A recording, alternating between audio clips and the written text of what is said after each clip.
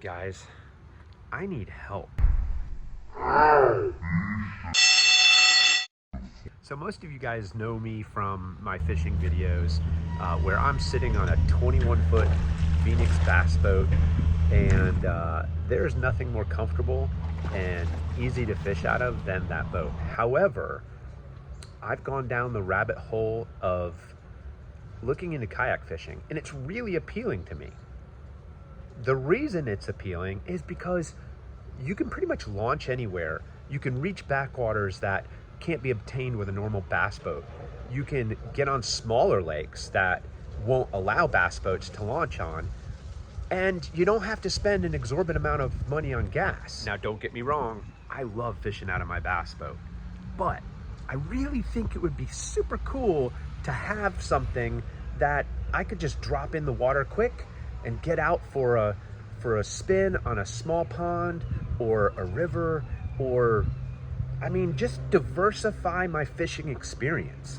The other thing is, I'm getting really curious about this saltwater fishing gig.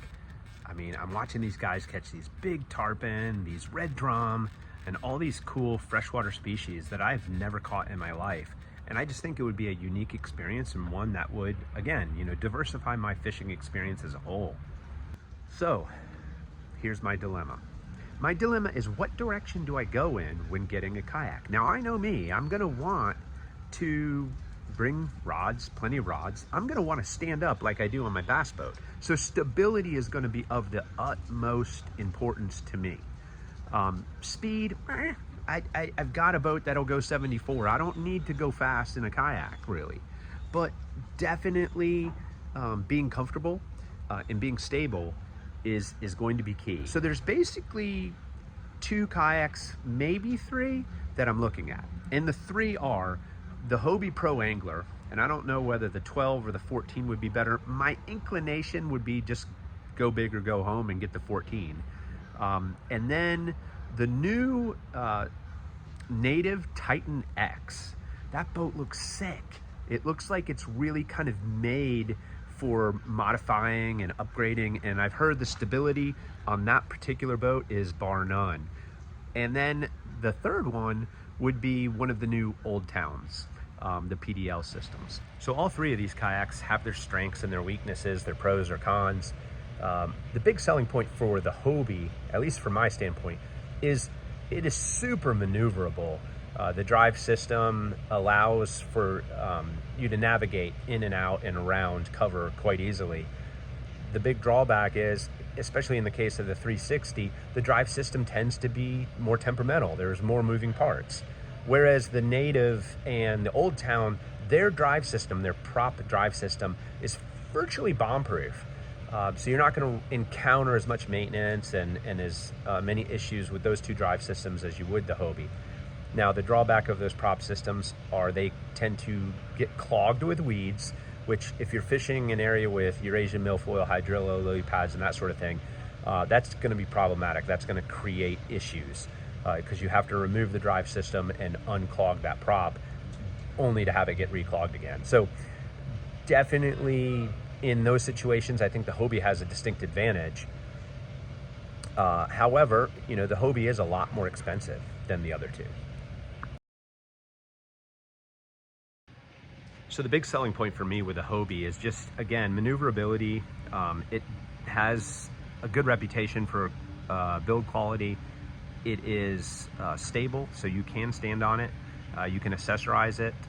It is ocean worthy, and it can be landed on the beach. The big drawbacks are it's stupid expensive. It has its own custom rail system that requires you to buy Hobie specific accessories, which of course they inflate the price on those, so it adds a lot of expense to the whole system. So the big drawback for me right away is price. Is it really worth it? So what about this new Native Titan X? Now the Titan X is a 12-foot kayak, and it's basically built to be modified. They have done a lot of things to make it electronic friendly. It's ready for a trolling motor mount. They have battery storage. There's ways to essentially make it easier to wire the boat up for those electronic devices, power poles, etc., etc. It also has the vertical and horizontal rod storage, which is really nice. And from what I've heard on initial reviews, the Titan X is actually more stable than the Pro Angler 14, which is kind of incredible to believe that a shorter kayak would be more stable. Now, it's going to be slower. I know that. The drive system is going to have more problems with weaves. I know that.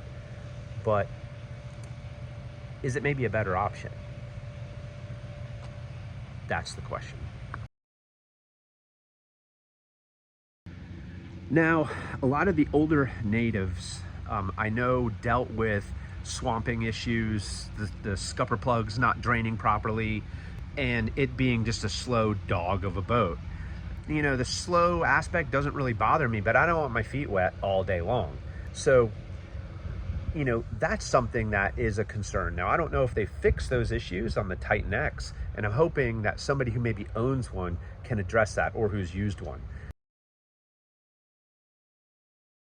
So Old Town has been around for a long time. They have been making canoes since I was a little kid, probably long before. And their entry into the kayaking market has been very strong. Their PDL system is all enclosed, and it's considered a very, very dependable system, which is important to me. Dependability is of the utmost importance, along with stability. It's going to have the same drawbacks as the native, whereas in weedy environments, it's going to get clogged. You are going to have to retract it in order to do a beach landing or to clean out the prop. But it does have that instant reverse, like the native. So it does have its pros and cons. Now, I will admit, I don't love the layout of the Old Town, and that's why it is sitting in a distant third. However, if there's reasons why I should take a harder look at this boat, please feel free to chime in and let me know. So what do I do? Which one do I choose? Which one and why? That's the big question. And then the question is like money. I mean, a pro angler is like $6,000, guys. That's crazy money for plastic. To me, that's insane. And, you can buy a native for virtually half the price, or an Old Town for half the price. Is the Hobie worth it? I don't know. Some people say yes, but then others, they're like, eh. So I would love for experienced kayak anglers to chime in. Let me know your thoughts on these 3 setups. Which one would you choose, given the option? And, please keep in mind, I'm not in a tax bracket where I can just throw $6,000, on a whim. So